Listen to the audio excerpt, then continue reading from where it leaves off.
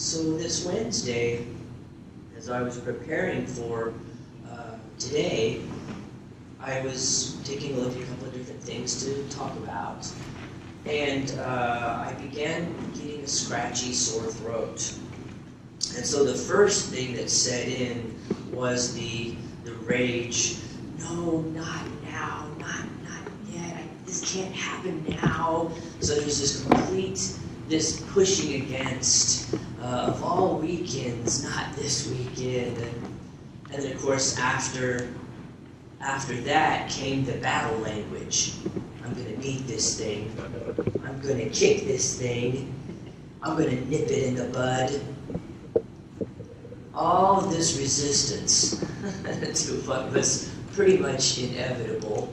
Yes, I was going to be nurturing a cold germ for a few days, and there wasn't anything I could do about it.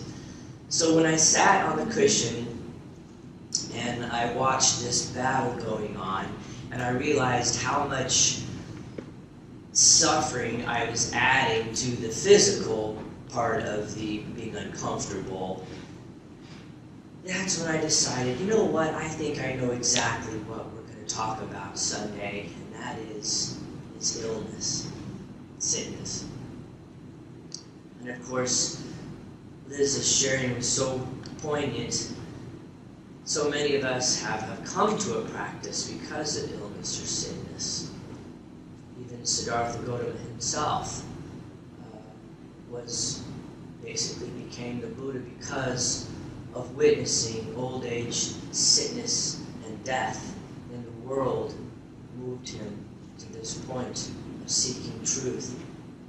So I thought it was very interesting that when you look at the four truths, the four noble truths, they're actually laid out like a diagnosis. So you have the symptoms, the first noble truth. The second noble truth, you have the cause. The third noble truth, we have basically the possibility of healing. And in the fourth noble truth, we have the medicinal path. So it's kind of interesting in looking at those, how they're laid out. So in the first noble truth, suffering, or life is dukkha, and dukkha has several meanings: pain, suffering. And the interesting thing is that in the Buddhist practice, we make a distinct clarification between pain and suffering. Pain is inevitable in this human form. However, suffering is optional. Suffering can come in so many different kinds of forms: confusion, fear, depression, hunger, jealousy, anger, sickness. It can even become collective.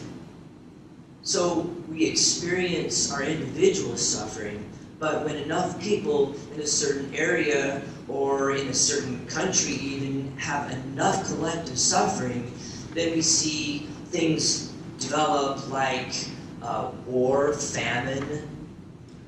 So it can become collective.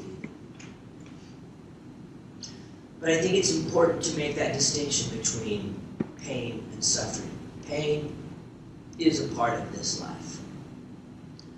So the second noble truth, or the cause of suffering, we know is grasping, craving, which of course can lead to aversion, delusion.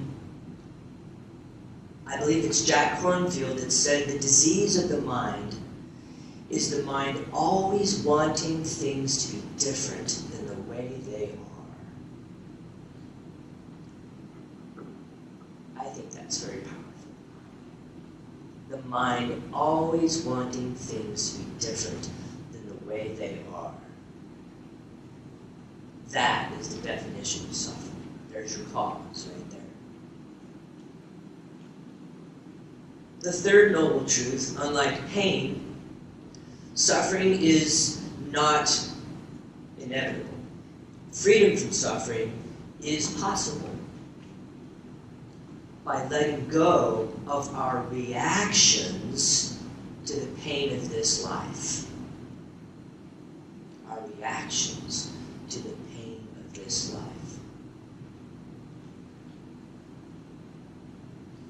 The fourth noble truth teaches us a new way of perceiving, a new way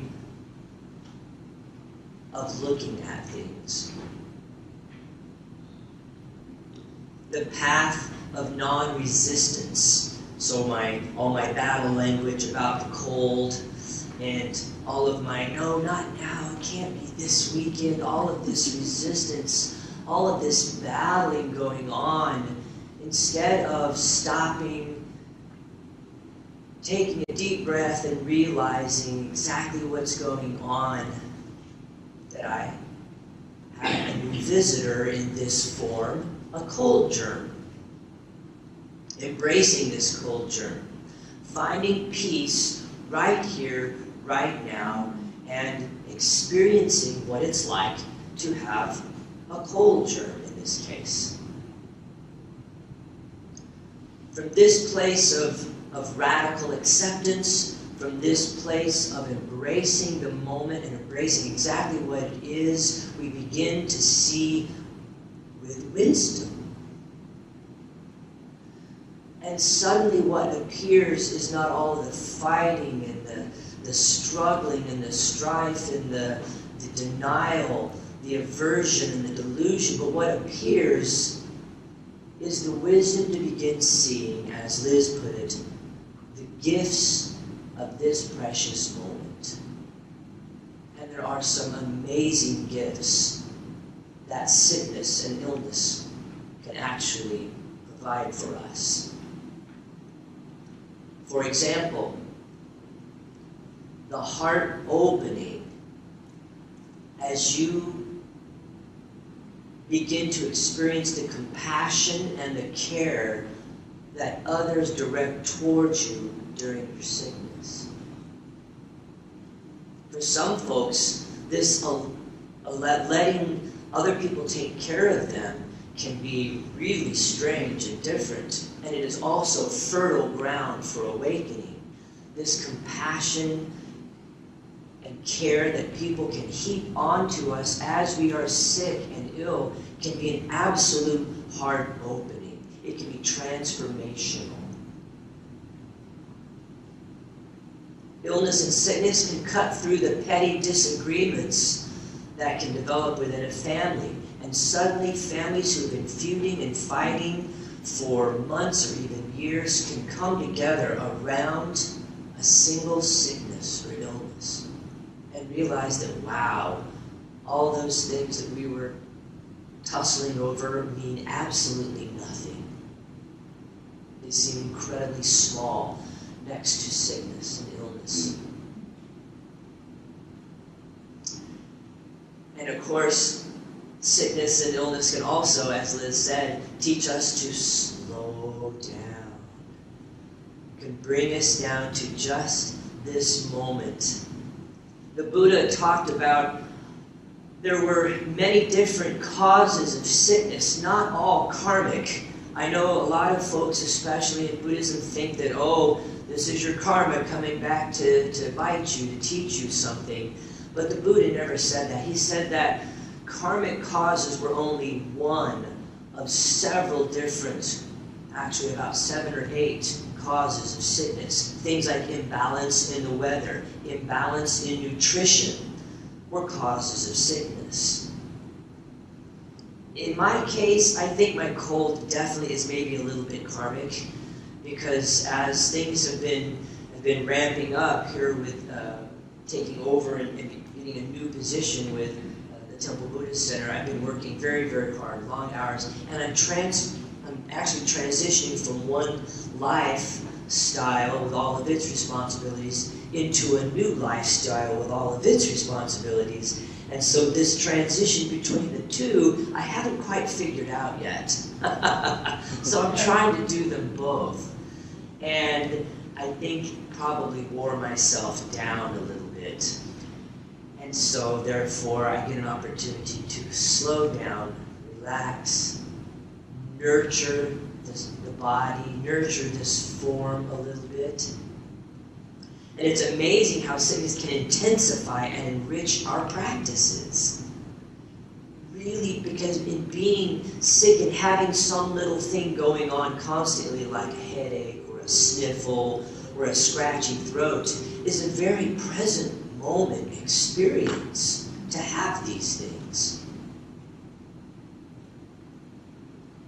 And I'm reminded constantly that, wow, to identify with the form, the self, is really easy when these things are going on. But as Muji and several other great teachers have said, the greatest healing we can have is the realization of our true self, our true nature. These bodies, these precious bodies, are a miraculous vehicle for awakening.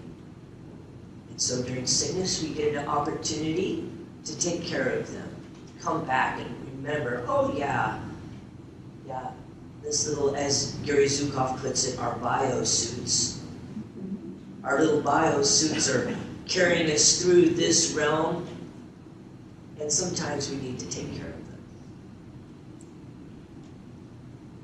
An amazing practice can happen when we are sick or ill, and that is the practice of compassion as we dedicate this experience to all who are experiencing illness and sickness right now in the world. And realize that this isn't just our sickness. This isn't just our illness. We are experiencing what everyone experiences at some point in their life. And so we can dedicate this experience to all of those who feel that.